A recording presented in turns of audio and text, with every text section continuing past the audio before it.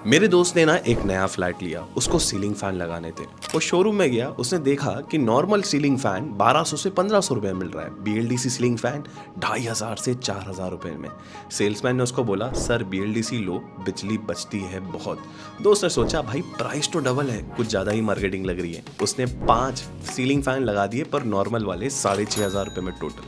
4 महीने बाद समर में इलेक्ट्रिसिटी बिल देखा ना, तो उसको थोड़ा सा शॉक हो गया, परेशान हो गया। 3800 रुपए बिल आया, जिसमें सिर्फ फैन का कंट्रीब्यूशन ही 600 से 700 रुपए मंथली था। मुझे उसने कॉल किया, यार रियलिस्टिक कैलकुलेशन बता, बीएलडीसी एक्चुअली वर्थ था या सिर्फ हाइप है। देखो 2026 में जो नॉर्मल फैन टेक्नोलॉजी है ना, वो थोड़ी इंप्रूव हुई है। अब जो नॉर्मल इंडक्शन मोटर वाले फैन है ना, वो 50 से 55 वॉट कंज्यूम करते हैं फुल स्पीड पे। मैं यहाँ पर 1200 mm साइज फैन की बात कर रहा हूँ। पहले यही फैन 70 से 75 वॉट कंज्यूम करते थे। बीएलडीसी फैन में जो लेटेस्ट मॉडल्स है, वो अभी 28 से 32 वॉट पे रन करते हैं। सेम एयर डिलीवरी के साथ टेक्नोलॉजी मैच्योर हो गई है, तो प्राइस भी रीजनेबल आ गया है। अभी एंट्री लेवल बीएलडीसी फैन आपको 2500 से स्टार्ट हो जाता है, और प्रीमियम मॉडल्स तो भाई है 4000 से 10,000 रुपए तक भी मिल जाते हैं। अब प्रैक्टिकल कैलकुलेशन करते हैं रियलिस्टिक यूज के साथ। डेली एक फैन 10 घंटा तो चलता है ना हमारे लिविंग रूम या बेडरूम में। आई डू थिंक उससे ज्यादा ही चलता होगा। नॉर्मल फैन 52 वॉट लेता है एवरेज, मल्टीप्लाई बाय 10 करेंगे तो 520 वॉट आवर, या फिर तुम इसको बोल सकते हो 0.5 unit per day. Monthly consumption कितना आएगा? 15.6 यूनिट पर डे। अगर 4 फैन है तो 62 यूनिट मंथली। अगर आपके एरिया में जो यूनिट का कॉस्ट है उसको 9 रुपए भी मान के चले,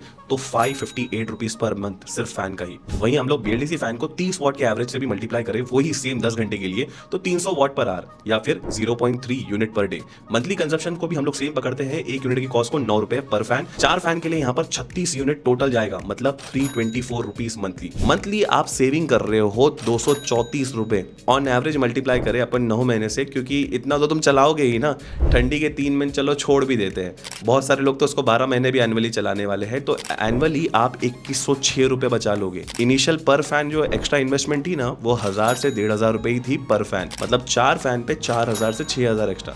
और ये जो पे बैक पीरियड है, वो मतलब आप 2 से 3 साल में पूरा रिकवर कर जाओगे। लेकिन यहाँ पर सिर्फ आपकी इलेक्ट्रिसिटी ही नहीं बचने वाली है। बीएलडीसी फैन में रिमोट बिल्ट इन आता है। नॉर्मल फैन में आपको रेगुलेटर लगाना पड़ेगा, जो 250 से 300 रुपए का एक्स्ट्रा कॉस्ट है।